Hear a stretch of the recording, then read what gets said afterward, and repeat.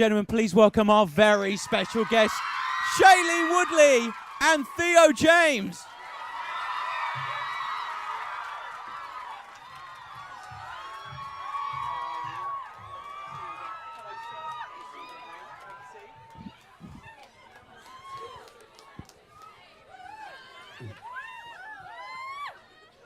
Welcome to London.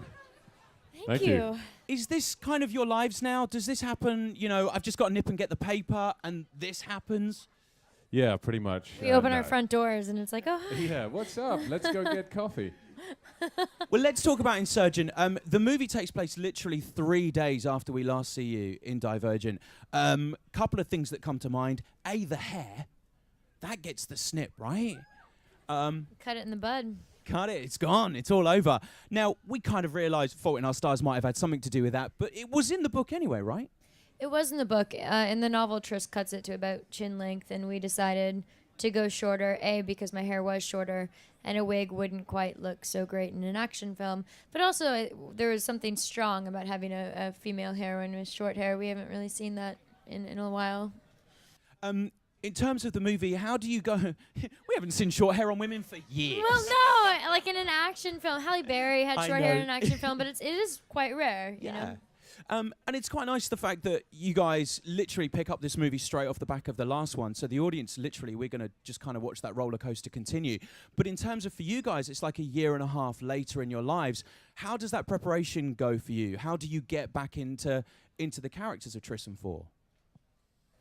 It's mainly about diet. We have like a special diet, which is coconut water and chocolate bars. No, you kind of we both said to each other on the first day of filming, which happened to be the scene where Tris reveals that she's had a haircut and they have a little chat.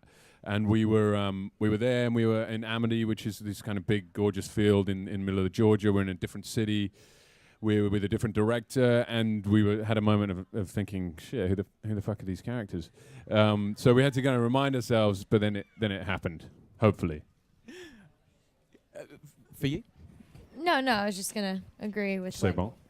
Yes, Mais oui. oui. He's so French, I love it. Let's talk about the fact that Divergent became such a huge phenomenon. Was there a point when you were making Divergent that you went, hey, listen, do you know what, we're onto something special? I mean, obviously, we know there was a built-in fan base from the novels, which is huge. But in terms of making the movie, do you sort of go, oh, wow, we are part of something stunning? You said that a few times. Oh, my Stunning. God.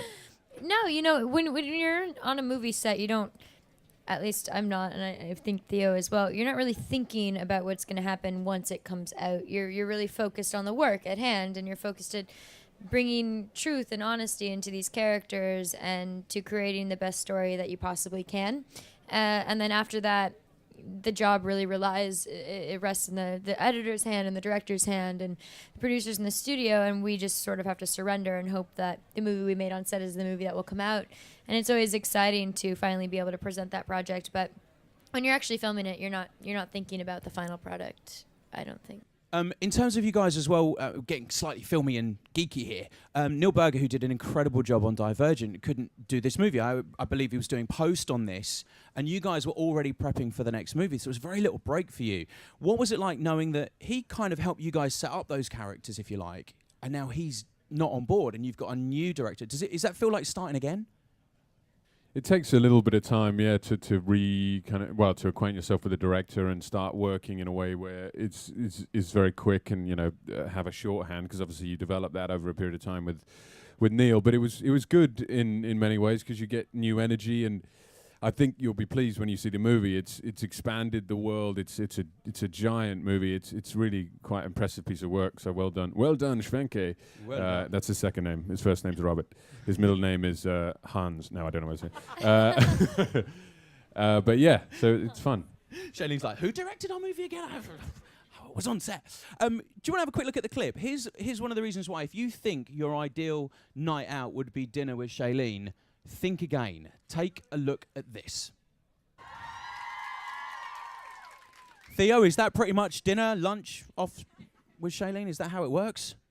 I wanted the bread roll. Yeah, pretty much. She's intense. She's extremely intense. How many times can you now go up to Miles Teller and go, it's just not my tempo, buddy? Just mock him every time you film the next movie. That's what we want to do. It's just not my tempo.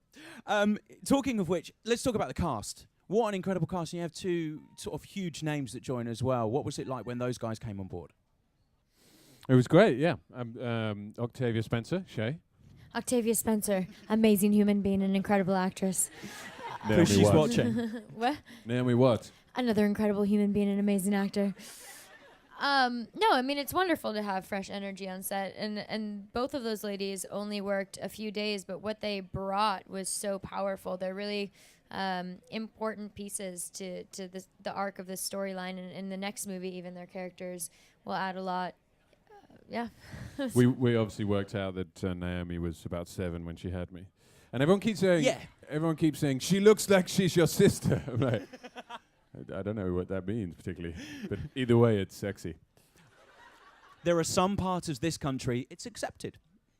And I'm naming none of them because I still need the work. This one goes full on balls out action. Let's be honest. It really does. It's non-stop from literally the first frame of the film to the end of the movie. You are holding your breath. What was it like being part of what must be considered more of an action movie? Was that mean more training? Was that more intense for you guys? Or was that, bring on the stunt double, let them do it? No, I mean, you would assume it would be more training, but on the first film, there was actually a few weeks of a sort of boot camp that we all went through together. And on this film, it was more individual based, just basically staying fit and ensuring that when the stunt days came around, we were able to perform the particular stunts and be agile and whatnot. But it was exciting. The neat thing about this film is it is bigger in actions, in the action sequences and whatnot, but it's also, I find, more emotional because the first movie was all about setting up the storylines and really educating the audience about what this world was about and how people function together. And in this movie, it's about exploring the relationships and how certain people affect others and their emotional depths and capacities. I mean, with that in mind, obviously, from the first film, you know, the characters are very layered characters. So does throwing on the action scenes and having to keep that level of layered character and like you say, the emotions that she's going through, it changes with every scene. There's like 3 or 4 different emotions per scene, if you like, which is incredible for an actress anyway. The director says as well, he's like, Thea, do it. And then you do a scared face. And then... Yeah. But then when you're on wire work being thrown around and trying to deliver that as well, does that make it twice as tough, or is that... No, you right? do have to remember to ground it in something real. I mean, always. You're right. Yep.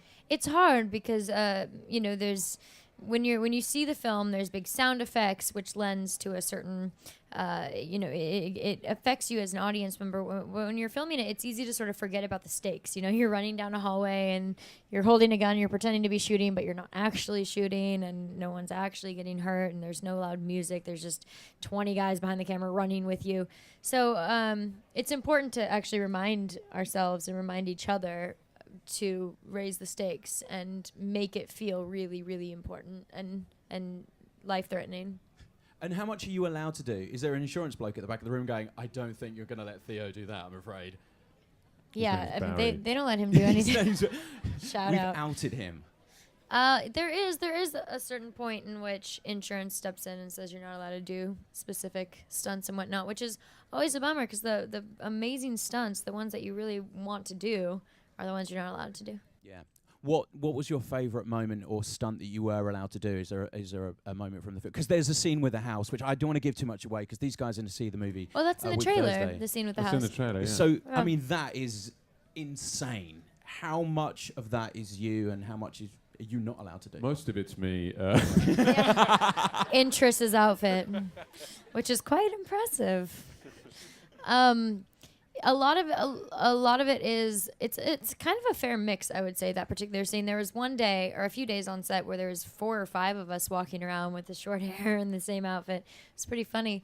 But the neat thing about that entire scene is none of it CGI implemented all the special effects in the exterior, but all the movements that Triss makes in it I made or my stunt doubles made, which is really impressive, I think, on the stunt coordinator's part. They had this platform on a hydraulic machine that would tilt in every single direction, and we would run up it and slide down it, and flames would explode out of windows, and it was really nifty. What about for you, Theo? Was there a particular moment that you kind of went, I am so doing that? I kind of get to do my own stuff. Only because I don't have the wire work and stuff like that. I just beat loads of people up. So yeah, no, it was yeah. Can we There's do? no end to that sentence except. So I met these guys earlier today, and Theo does what I like to call the Batman voice. You do the Batman voice. Should we do the Batman voice? Okay, sure. Do the Batman voice. So Batman begins at the beginning. He's like, "Where are you?" He's like, "Here."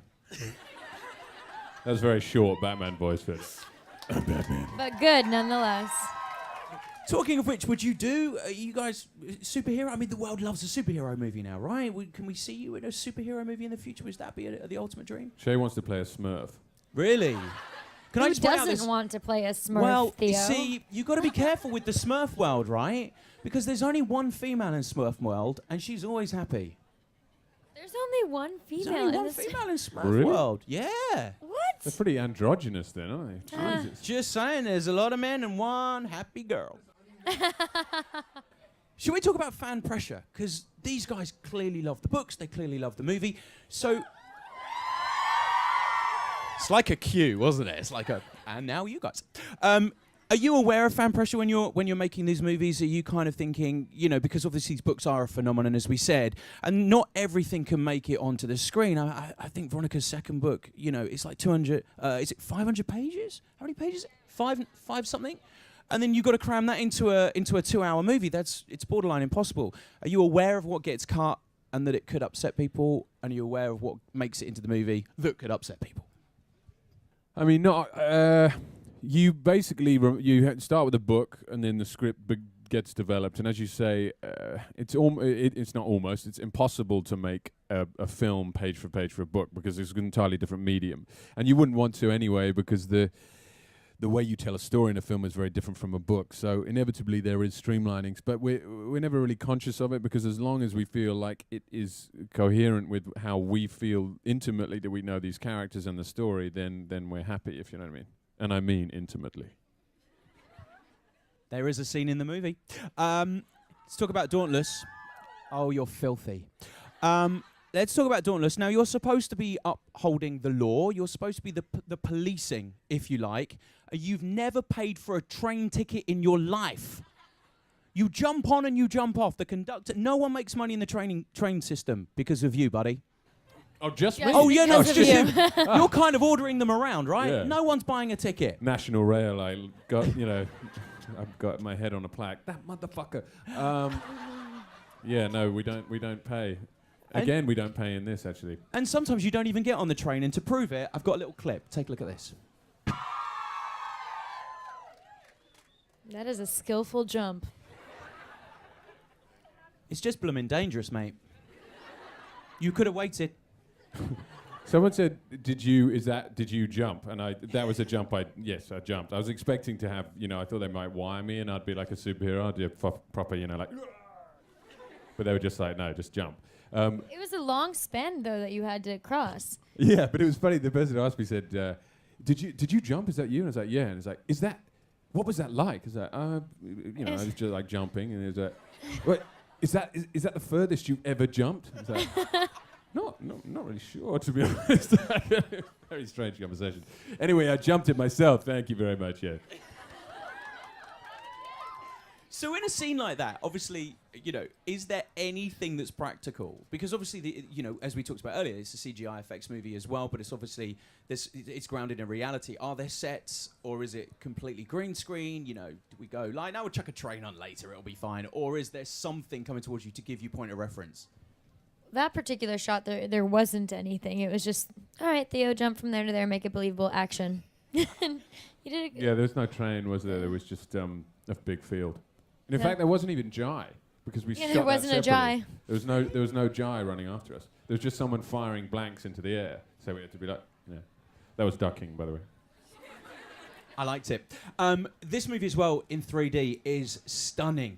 It is one of the finest 3D I've seen in a long time. I really, really enjoy it. There's so much that you kind of it bounced out. We can't give too much away.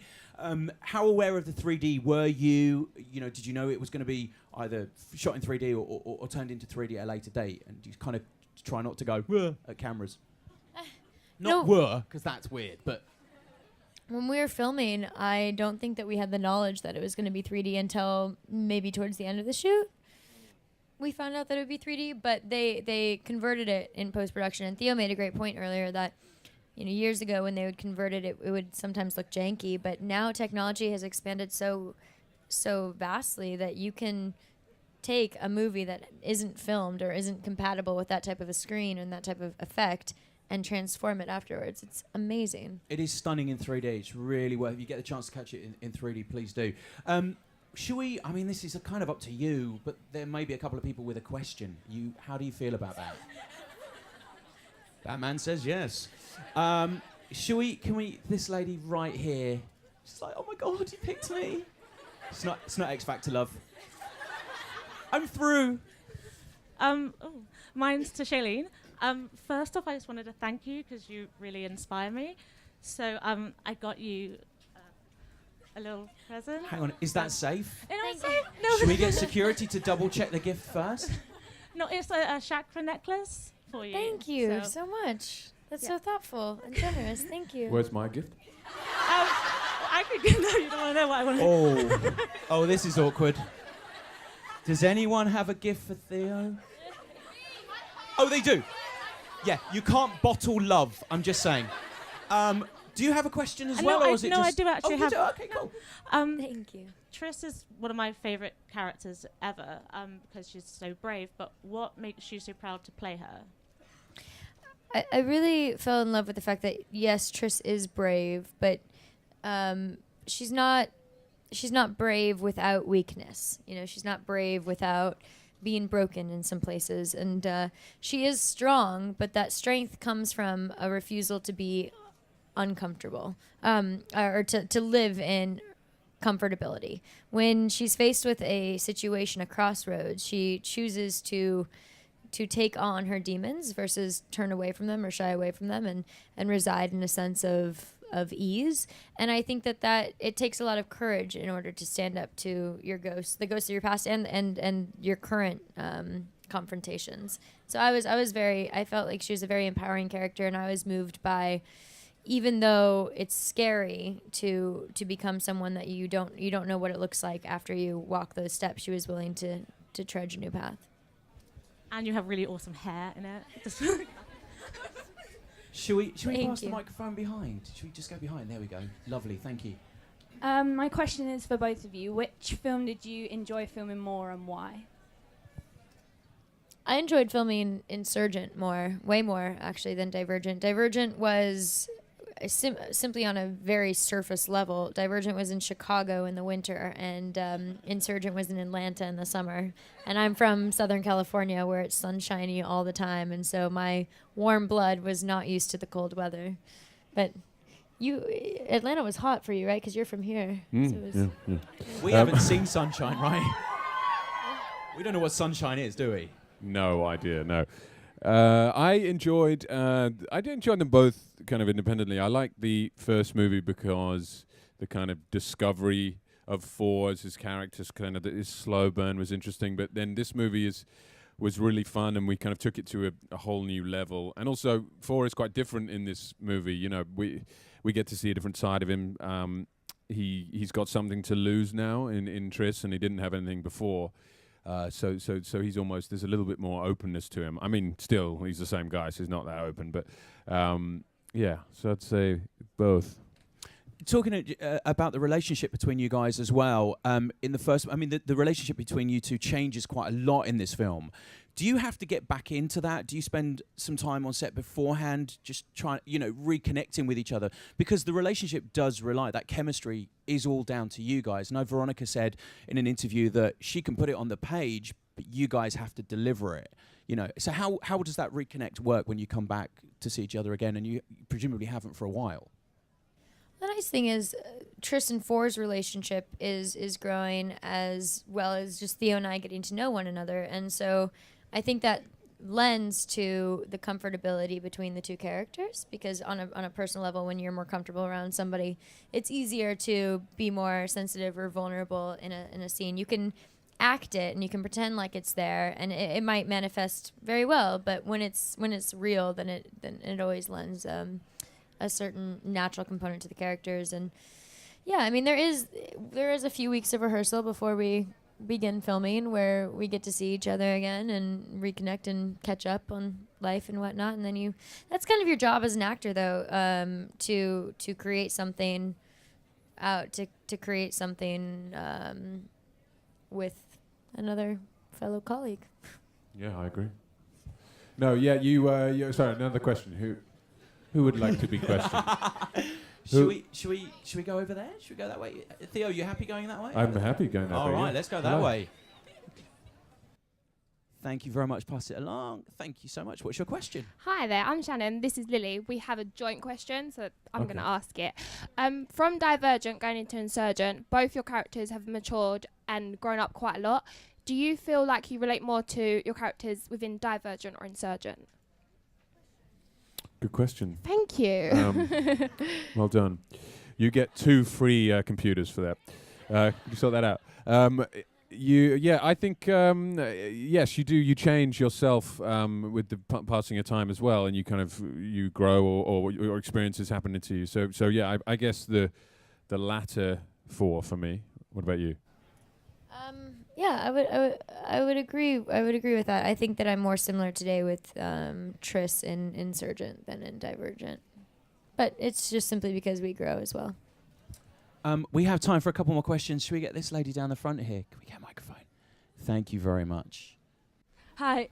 This question is for both. Which faction would you choose in real life, and why? Have you been asked this before, ever? Have you ever been asked which faction you'd be in? No, I can't imagine you've What ever been asked faction would that. you be in? Well, yeah. So, which one would you be in? Come on. She's You trying to think know. of one from Harry Potter I'm right brave. So Dauntless. Yeah. Fantastic. Yeah. Sweet. Well done. Well done. Two more max. now. Make it very clear, none of you are getting Max. Ignore Theo. Because I'm sure you've never been asked which faction. Oh you'd yes, be I in. see. I would. I like the idea of Dauntless, but I think it would get pretty relentless after a while. So I would be Divergent. I would be Divergent as well. And apart from that, Theo doesn't have the change for the train. So, we got time for one more question. Should we get that lady right over there? Is that all right? Because she's been too excited for far too long, and we haven't picked her. Hello. Aloha? Maybe? Hi. Aloha, yeah, hey. I thought we might need subtitles for a second, but we're all right. Obviously, your characters aren't perfect. So I was just wondering, what are your 3... Wait, no, hang on. Wait, what are the 3 best attributes about your character and the worst attribute about your character? Oh. Best attributes. Triss is a fighter, not a flighter. I think that's pretty cool. Triss is willing to stand up for what she believes in, even if that means putting herself in danger, which is stupid, but also great for the civilization that exists around her. And I think she can struggle with empathy, but I think at the core she's deeply empathetic. And I think her worst quality is she's far too impulsive. Yeah, I think the good qualities of him are he's a very moral person. He's, a kind of a thinker. He kind of stands back from the crowd, and maybe he's kind of a leader as well, as we'll find out in Insurgent. He suffers from poor taste in jeans. And hygiene? No. He I think he's not very understanding of people's flaws. So he expects people to be as good as they can be very quickly, and sometimes he's very impatient. And then I'd say his one flaw is Triss. A flaw? I meant in a nice way, but I don't want to break up a happy home, so I think this is probably the time to leave it, but I think we have a little clue for the third movie.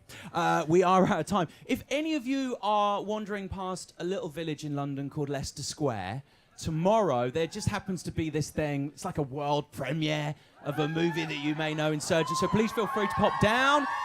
We would love to see you there. The movie is out on the 19th of March. Please go crazy and thank my insanely brilliant guests, Shailene Woodley and Theo James. Thank you.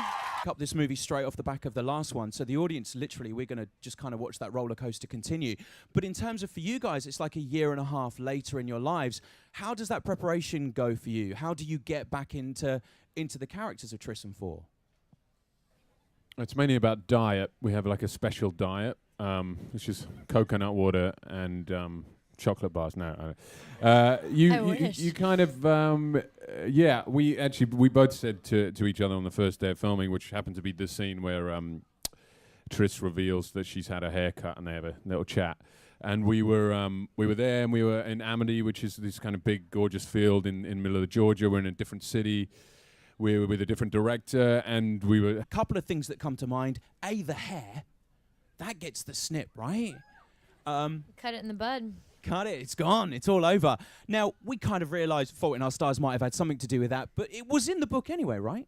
It was in the book. In the novel, Tris cuts it to about chin length, and we decided to go shorter, A, because my hair was shorter, and a wig wouldn't quite look so great in an action film. But also, there was something strong about having a female heroine with short hair. We haven't really seen that in a while. In terms of the movie, how do you go... We haven't seen short hair on women for years. Well, no, like in an action film. Halle Berry had short hair in an action film, but it is quite rare, you know? And it's quite nice the fact that you guys literally pick... At least I'm not, and I think Theo as well. You're not really thinking about what's going to happen once it comes out. You're really focused on the work at hand, and you're focused at bringing truth and honesty into these characters and to creating the best story that you possibly can. And then after that, the job really relies, it rests in the editor's hand and the director's hand and the producers in the studio, and we just sort of have to surrender and hope that the movie we made on set is the movie that will come out. And it's always exciting to finally be able to present that project, but when you're actually filming it, you're not thinking about the final product, I don't think. In terms of you guys as well, getting slightly filmy and geeky here, Neil Berger, who did an incredible job on Divergent, couldn't do this movie. I believe he was doing post on this. And had a moment of thinking, shit, who the fuck are these characters? So we had to kind of remind ourselves, but then it happened, hopefully. For you? No, I was just going to agree with... C'est bon. Yes, Mais oui. oui. He's so French. I love it. Let's talk about the fact that Divergent became such a huge phenomenon. Was there a point when you were making Divergent that you went, hey, listen, do you know what? We're onto something special. I mean, obviously, we know there was a built-in fan base from the novels, which is huge. But in terms of making the movie, do you sort of go, wow, we are part of something stunning? You said that a few times. Oh, my Stunning. God. No, you know, when you're on a movie set, you don't... Gentlemen, please welcome our very special guests, Shailene Woodley and Theo James.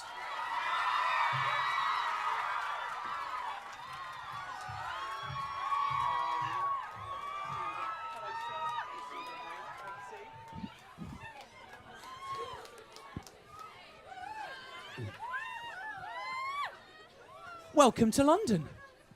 Thank you. Is this kind of your lives now? Does this happen, you know, I've just got to nip and get the paper and this happens? Yeah, pretty much. We open our front doors and it's like, oh, hi. Yeah, what's up? Let's go get coffee. Well, let's talk about Insurgent. The movie takes place literally 3 days after we last see you in Divergent.